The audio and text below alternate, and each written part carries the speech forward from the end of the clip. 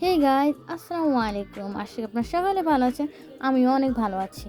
তো গাইজ, আজকে আমরা রান্না করব লাল শাক ভাজি। তো আমরা লাল শাকগুলো এখানে অনেক সুন্দরভাবে ভাজির মতো করে কেটে নিয়েছি। তো আমরা এখন এটাকে ভাপ দেওয়ার জন্য বসিয়ে দিয়েছি। এখানে দিয়ে দিয়েছি আমরা লবণ, যেটা ভাপ দেওয়ার সময় দিতেই হয়। তো আমরা এখন এখানে দিয়ে দিচ্ছি কিছু পেঁয়াজ কুচি। আর আমরা এখানে আরও দিয়ে দিচ্ছি কিছু মরিচ কুচি।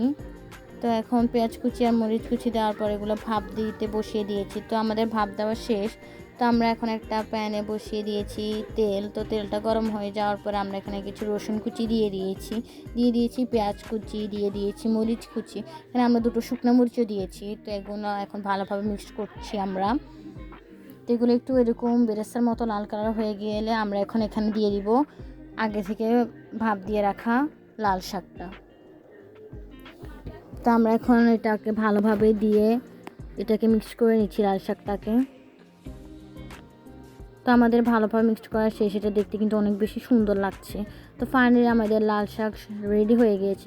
অনেক একটা সহজ পদ্ধতিতে আমরা বাসায় লাল শাক বানিয়ে ফেলতে পারবেন। অনেক বেশি সুন্দর আর অনেক বেশি সহজ, খেতে তো আরও বেশি দারুণ মজা, অনেক সুন্দর লাগছে।